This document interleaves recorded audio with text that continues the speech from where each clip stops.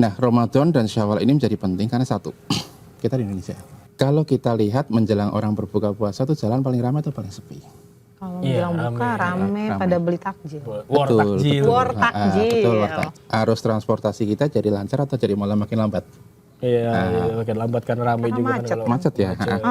Fenomena ini tidak dijumpai di negara-negara yang lain. Bahkan di negara-negara Arab Itu tradisi kita ya? Ya, tradisi tapi sudah mendarah daging. Sekarang siapa di antara kita yang dalam tanda kutip tidak senang ketika bulan puasa datang? Karena kita mengharapkan ketika bulan puasa ini datang, nanti setelah terutama kita yang bekerja, akhir bulan, THR-nya muncul. Nah, Ramadan dan Syawal ini menjadi penting karena satu, kita di Indonesia. Nah, itu secara sosial politis, secara ekonomis, Ramadan itu punya arti yang berbeda. Kita tidak sekedar beribadah. Nah, coba bandingkan sekarang. Pengeluaran kita kalau kita memesan makanan secara daring, di bulan biasa dengan di bulan Ramadan itu gimana? Iya, bulan Ramadan. Ya. Itulah kenapa ada THR. Ya, betul. Kadang rem kita kayak lepas ya. Iya. Kalap ya, kalap. Yang penting pokoknya alasannya untuk berbuka puasa gitu ya, atau nanti untuk sahur. Nah, itu satu hal. Terus kemudian yang kedua, kalau kita kemudian lari ke jalanan. Saya kebetulan berada di jalanan juga, kebetulan kejebak macet karena hal yang sama. Nah, ini kalau kita lihat menjelang orang berbuka puasa tuh jalan paling ramai atau paling sepi? Kalau menjelang buka rame pada beli takjil. War takjil. War takjil. Betul, war takjil. Kalau yang non-muslim juga sadar ikut-ikutan war takjil. Iya. Terus kemudian arus transportasi kita jadi lancar atau jadi malah makin lambat? Iya, makin lambat karena ramai juga. Macet ya. Karena macet. Padahal biasanya hal-hal seperti itu kan cuma kita jumpai ketika kita berangkat kantor pagi hari. Iya, sama jam pulang. Ketika jam pulang. Tapi di bulan Ramadan itu diperpanjang sampai waktu setelah tarawih pun masih macet. Masih macet. Pada bukber. Nah, ini fenomena ini tidak dijumpai di negara-negara yang lain. Bahkan di negara-negara Arab Itu tradisi kita Ya, ya?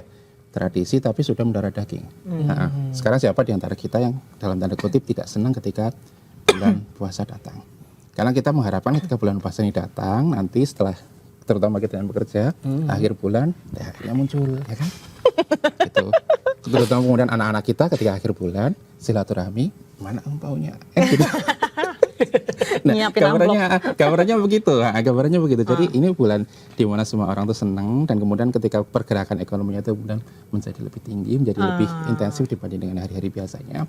Makanya kemudian ketika ada perbedaan dalam hal mengawali dan memulai Ramadan, terus kemudian dalam hal mengakhiri Ramadan dalam arti Idul Fitri, itu nanti menjadi krusial, signifikan. Orang melihatnya ke sana semua. Kita bisa lihat kok di traffic lalu lintas media sosial. Nanti ketika kosakata hilal pada menjelang sidang isbat pasti tinggi sekali.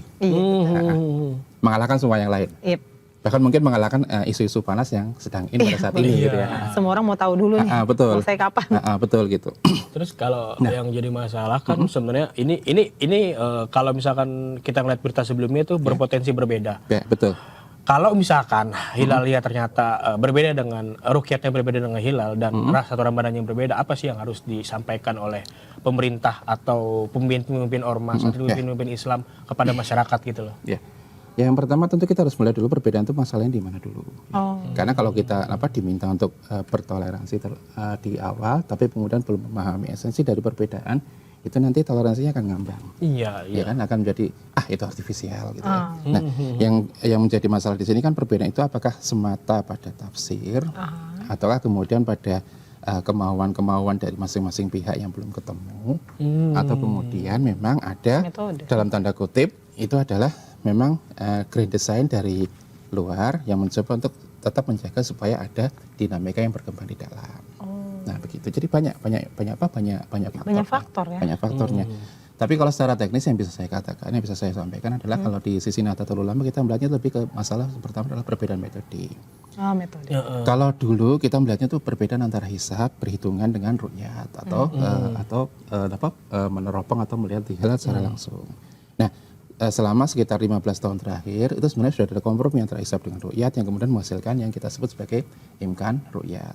Imkan ru'yat itu berarti katakanlah tadinya kita di kutub hisab itu ada di sebelah kanan, kemudian yang kutub ru'yat sebelah kiri, kemudian kita ketemu di tengah-tengah. Ini imkan ru'yatnya di sini. Nah, tapi kemudian yang titik tengah ini ternyata juga belum disepakati oleh banyak pihak. Kenapa belum disepakati? Ya karena masing-masing kan punya mekanisme sendiri-sendiri ya. Kalau kami misalnya di Nahdlatul Ulama, kita punya mekanisme di mana kalau kita pengen merubah sesuatu, mengubah sesuatu, ataupun kemudian menyepakati sesuatu, bahkan dalam tataran yang strategis sekalipun, ini kami harus melapor ke forum tertinggi di ormas kami di Nahdlatul Ulama, itu di Muktamar. Dan Muktamar itu nggak setiap saat, jadi 5 tahun sekali. Nah, terus kemudian kalau tidak ada Muktamar, kita juga bisa melapornya ke forum Munas Musyawarah Nasional. Itu pun juga tidak setiap saat. Karena Munas itu cuma didesain dalam satu periode kepengurusan 5 tahun itu paling 2 atau 3 kali. Jadi itu yang alur pertama yang harus dilewati itu di situ. Terus kemudian alur kedua yang juga perlu dilewati kan ini semua adalah kesepakatan. Ya.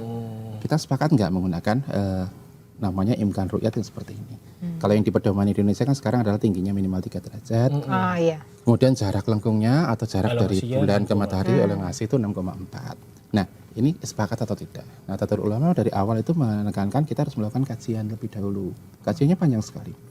Karena kami juga terlibat langsung dalam hal itu. Kita melakukan kajian mungkin ada sekitar 3 atau 4 tahunan. Baru kemudian menemukan kata sepakat, oh ternyata data ini bisa dipakai. Bahkan kami memberikan banyak argumen penguat terkait dengan penggunaan kriteria yang baru ini. Nah, tetapi tetap bahwa dalam prakteknya di Nahdlatul Ulama kita berpedoman sesuai dengan yang sudah diputuskan di Muktamar. Itu kita harus melihat hilal dulu, baru kemudian nanti bicara soal kriteria. Nah, gitu. untuk masyarakat sendiri nih menyikapinya seperti apa ketika terjadi perbedaan awal Ramadan maupun nanti Idul Fitri? Betul ya. Seperti apa menyikapi perbedaan seperti ini? Ini kan sudah biasa terjadi ya. Sudah biasa terjadi. Artinya kan kita tidak perlu terkaget-kaget bahwa kemudian hal ini menjadi hal yang sama sekali baru tidak. Ya. Bahkan kalau saya boleh sedikit flashback ke belakang, dari masa 30-an tahun yang lalu, hal ini hampir terjadi setiap tahun. Ya. Kita lumayan enak kan mungkin sekitar 10 tahun terakhir. Ya. Banyak kompromi yang bisa dilakukan. Tapi setelah itu kan kemudian karena masing-masing pihak kemudian mengambil jalan sendiri-sendiri, mengambil jalan yang berbeda-beda, itu kemudian yang menyebabkan perbedaan itu kembali muncul.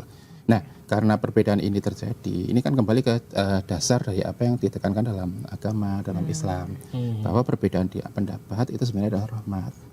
Ya, perbedaan pendapat itu adalah anugerah bagi semuanya. Kenapa kemudian menjadi sebuah anugerah?